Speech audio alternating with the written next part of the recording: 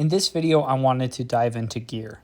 So there's a couple of ways to get gear. The first is just by playing through levels on the main map, and then you can also get some gear by going, if you go to the shop tab and then scroll down to the chest section. The legendary chests are a great way to use your extra gems in order to, you can get some gear as well as blueprints to go and upgrade your gear and then your hero. There are some sets like the Dark Lord set that is actually only obtainable through those chests, like the legendary chest. So especially if you want to try and get that, that's what you're going to really have to push for. And the Dark Lord set does look really cool. It has some cool effects that I'll just kind of go over, just different gear effects in a second. But if that's something you want to work towards, you're going to have to really prioritize those legendary chests and saving your gems for that.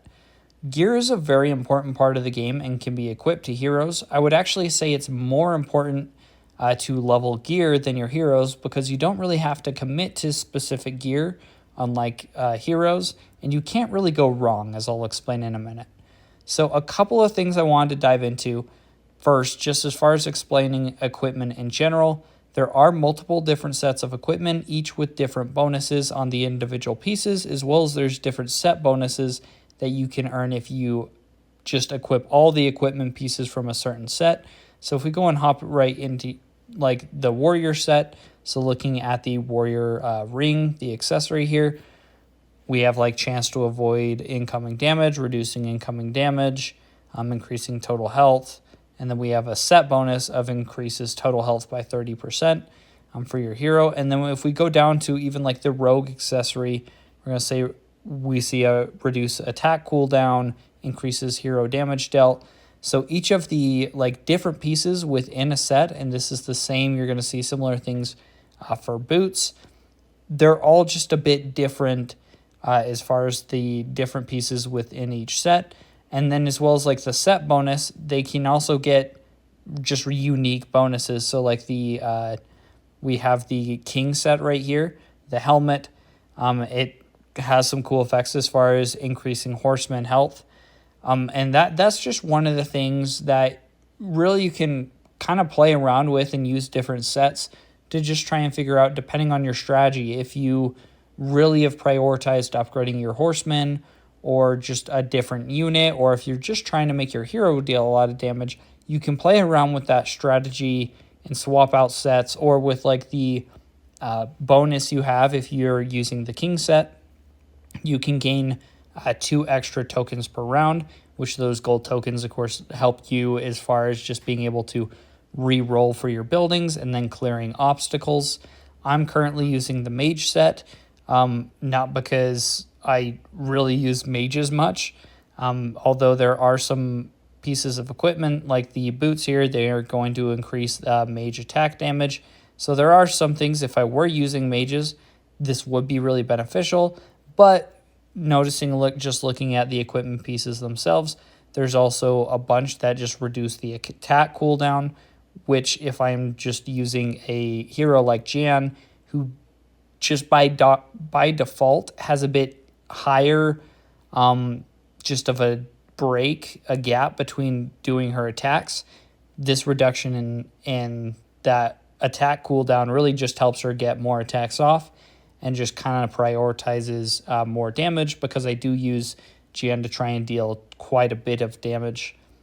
One other thing to note about the differences between different pieces within equipment sets is each piece of equipment, even across sets, even if it's that same piece, does have different stats. So like if I go and look at the mage ring, I'm getting attack damage, 1 billion attack damage at my current level, and then minus 40% attack reduction or attack cooldown.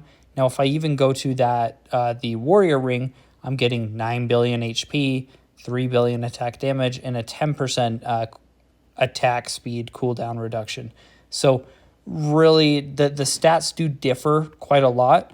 And so that's something you also need to take into account. There's just certain pieces of equipment that are going to give you a lot more like attack or HP, and then different pieces of equipment that are just going to give you different stats in general. So playing around with that, depending on what your exact kind of goals are, can be very helpful, just something to be aware of there. As you gain a collection of equipment, once you have 3 equipment of a certain rarity, so if I have collected 3 of anything, so I like have these 3 rogue rings, you can go to the fuse all thing, and then you can go and fuse your equipment. It fuses it up to the next rarity, so now I have another uncommon ring, and so I can go and just fuse that, repeating the process. So every rarity you progress through, your equipment will gain right here in the middle of the screen here. You're going to see it gains a different just stat, a unique bonus. So like by upgrading these rogue boots from the green to the blue rarity, I get an additional 30% attack cooldown reduction. So you can definitely get some really cool stats just by upgrading and merging these equipment so you get a higher quality. One thing to note though, it actually doesn't matter as far as the base stats wise, as far as whether you merge them or not. So you're going to see this rogue head I have at common. I have 4 billion HP, 2 billion attack if I were to equip it. I can go to it at a epic rarity, 4 billion attack, 2 billion or 4 billion HP, 2 billion attack. So the actual base stats don't change as far as rarity goes, but you definitely do unlock these different just kind of rarity different bonuses. So definitely merging to a higher rarity is beneficial. You unlock some just cool new bonuses, but it's not necessary as far as the base stats. So if there's a set bonus you really like, that is still something you can actually go for, even if you don't have everything all the way maxed out as far as the quality goes. So other thing to note as far as the set bonuses, in order to activate a set bonus, you do have to have all 4 of the pieces of equipment from that set equipped. So for the mage set, I have all 4 of these, the accessory, the boots, the helmet, and then the armor. If I were to unequip one of these, what we're going to see is I no longer have this set bonus here in the middle of the screen. It will give me that message saying set not equipped. So I'm going to re-equip that so I can get that set bonus here. The furthest you can currently merge your equipment up to is the legendary quality. If you have any excess legendaries right here, like you see I have a few for the rogue set, you can't do anything with those right now, but I do expect there's going to be an update in the future that are going to add use for those extra legendaries. So getting into leveling up equipment, this is where gear is pretty cool. Because your gear levels actually carry across over all your different pieces of equipment. So you don't really have to worry about committing to a specific type of equipment as far as within sets, so the warrior set or the rogue set. So right here, you'll see I have my warrior ring at level 52, my mage ring at level 52. If I go and upgrade my mage ring to level 53, you're going to see my warrior ring also got upgraded to level 53, and that's the same with all the different rings within all the different sets. So really, you don't need to worry about prioritizing anything. You can switch at will. I mean, this is something, so really, ideally, you should just be making sure you are leveling up your equipment as much as possible because it's going to give just a ton of bonuses. And you can see just like hero levels, although I'd say even to a greater extent, the higher you level up this gear, just the more and more that bonus attack and HP will be. One other thing to note, just when comparing gear and then heroes, like I mentioned earlier in the video, I personally think that upgrading gear is significantly more important and than actually upgrading your heroes. Granted, you should just be doing both anyways, as much as you can. But when we compare like the stats of the hero on its own, so like 29.1 million attack, 486 million HP, might be a little more than that just because of bonuses.